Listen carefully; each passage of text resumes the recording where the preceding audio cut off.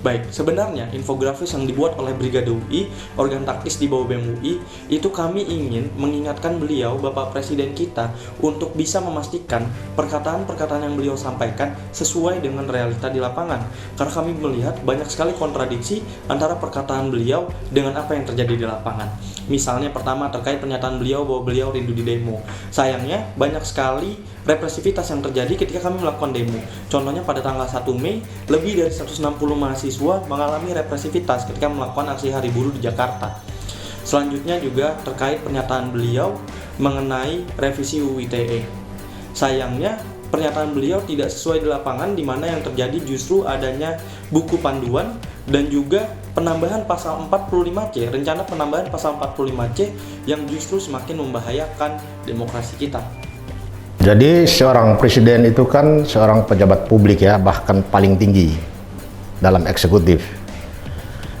Dan selama ini Presiden Jokowi sudah memperlihatkan kepada kita semua bahwa Jokowi selalu terbuka terhadap kritik. Bahkan beberapa waktu yang lalu kita lihat sendiri Presiden sudah menganggap itu bahwa itu bagian dari dinamika demokrasi, bahwa seorang pemimpin itu harus dikritik, dan beliau menerima kritik-kritik dari masyarakat. Tetapi harus diingat ya, kebebasan menyampaikan pikiran atau pendapat, bahkan kebebasan untuk berserikat dan berkumpul, itu bukan cek kosong yang orang boleh seenaknya menyampaikan ya. Di dalam Undang-Undang Dasar 45 pun ditegaskan bahwa kita boleh menuntut hak ajasi kita, tetapi kita juga wajib melindungi hak ajasi orang lain. Itu prinsip di dalam Undang-Undang Dasar 45 pasal 28J. Ya. Jadi jangan kita berpikir bahwa karena kebebasan menyampaikan pikiran dan pendapat itu lalu orang boleh seenaknya menyampaikan kritik dengan cara-cara yang melampaui batas atau melanggar norma kesopanan, norma kesantunan, bahkan norma kesusilaan dan lain-lain. Undang-undang sudah menyatakan secara tegas ya bahwa setiap orang wajib dilindungi martabatnya, harga dirinya, kehormatannya. Itu berarti ketika kita menyampaikan kritik kepada siapapun, termasuk kepada Presiden Jokowi, kita juga harus menjaga nama baik, kehormatan, dan harga dirinya. Artinya kita tidak boleh menyampaikan atau mengucapkan pernyataan-pernyataan yang sifatnya mencemarkan nama baik seseorang, atau bisa juga kalau kita masuk kepada Undang-Undang Informasi dan Transaksi Elektronik, dia bisa masuk kategori pernyataan-pernyataan yang menimbulkan ujaran kebencian, menimbulkan rasa benci, permusuhan di antara golongan masyarakat. Mereka seharusnya berpikir bahwa Pak Jokowi itu punya pendukung yang begitu banyak, sehingga kalau ada ucapan yang salah, bisa saja terjadi konfrontasi antara kedua belah pihak.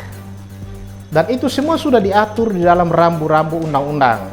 Sehingga saya katakan tadi bahwa tidak ada penggunaan kebebasan menyampaikan pikiran dan pendapat itu sebagai cek kosong yang setiap orang boleh seenaknya omong. Setiap menyampaikan kritik itu harus disampaikan secara bertanggung jawab. Tidak boleh merugikan hak orang lain, tidak boleh mencemarkan nama baik orang lain, bahkan tidak boleh menimbulkan rasa permusuhan antar golongan atau antar kelompok atau antara satu orang dengan orang yang lain. Jadi pembatasan-pembatasan yang diatur dalam undang-undang itu juga harus dipatuhi. Jangan kita berlindung di balik kebebasan menyampaikan pikiran dan pendapat, lalu orang seenaknya boleh menyampaikan seperti yang dikatakan terhadap Pak Jokowi.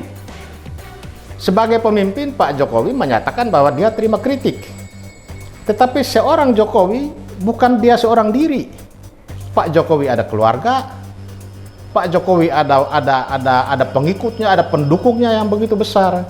Sehingga walaupun kita punya hak untuk menyampaikan kritik, tetapi kritik itu tetap harus disampaikan secara bertanggung jawab. Tanggung jawabnya apa ya? Kalau melanggar hukum ya diproses hukum. Jadi walaupun Presiden sudah menyatakan bahwa beliau menerima kritik, ya, tetapi kan kita tidak tahu. Sebagai Presiden pernyataan itu sangat wajar dan kita apresiasi ya bahwa beliau membuka diri untuk dikritik. Tetapi sebagai seorang pribadi, Presiden Jokowi juga bisa merasa bahwa dia merasa nama baiknya, kehormatannya dicemarkan, martabatnya diinjak-injak, karena kritiknya sudah tidak santun. Kritik boleh, tetapi kita juga dituntut oleh undang-undang, kritik itu harus disampaikan secara bertanggung jawab. Dan semua itu ada konsekuensi hukum. Toh sudah banyak orang juga selama ini entah itu mulai dari Presiden SBY atau sebelumnya sampai dengan Presiden Jokowi, sudah banyak orang juga diproses hukum. Dan itu risiko sebagai kita ada di dalam negara hukum. Nah, kritik itu artinya kita mengoreksi ya perbuatan seseorang atau pihak lain yang tidak sesuai dengan norma-norma. Ketika kita menyatakan si A melakukan kesalahan atau si A berbuat tidak benar, berarti harus ada norma yang menjadi acuan. Itu namanya kritik. Tetapi kalau kritik itu sudah melampaui norma-norma itu, apalagi kritik itu tidak didukung dengan fakta-fakta, seperti yang dikatakan oleh para mahasiswa bahwa Presiden Jokowi banyak menyampaikan janji tapi tidak bisa direalisasikan. Loh, Pak Jokowi kan periode kedua ini kan juga boleh dikatakan baru masuk tahun kedua. Ya.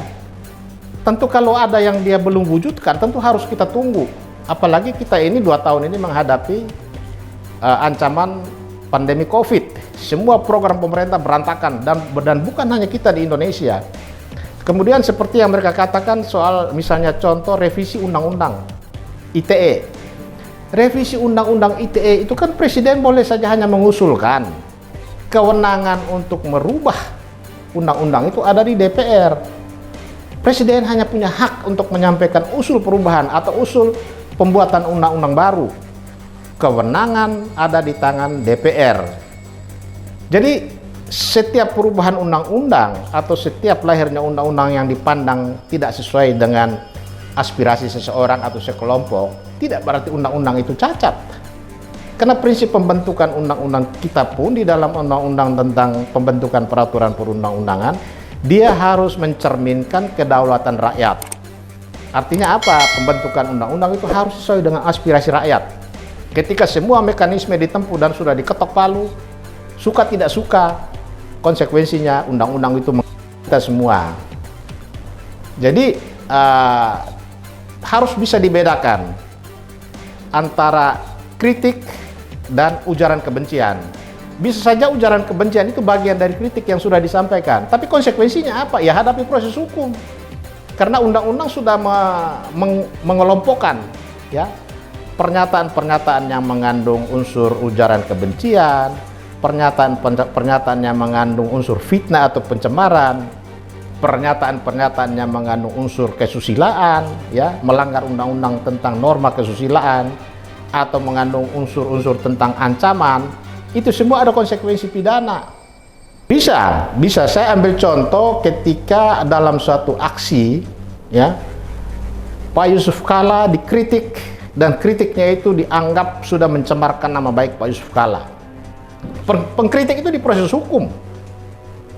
Karena sudah melampaui, dianggap sudah masuk ke wilayah tindak pidana. Dan walaupun bukan Pak Yusuf Kalla yang melapor, ya, yang lapor itu adalah keluarganya, polisi memproses. Karena itu membela kehormatan dan nama baik keluarga Yusuf Kalla. Begitu juga dalam banyak kasus sebelumnya, ya, pencemaran, ada fitnah terhadap Presiden Jokowi, diproses. Sehingga terhadap kasus-kasus ini pun tidak tertutup kemungkinan. Bisa saja Pak Presiden tidak melapor, tapi anak-anaknya bisa melapor. Karena itu sudah menyangkut harga diri dan nama baik orang tua mereka. Itu kan sudah sejak lama ya. Dulu ada yang bilang saya ini kelemar-kelemar. Ada yang bilang juga saya itu pelongo-pelongo. Kemudian ganti lagi, ada yang bilang saya ini otoriter. Kemudian ada juga yang ngomong saya ini bebek lumpuh. Dan baru-baru ini ada yang ngomong saya ini bapak Bipang.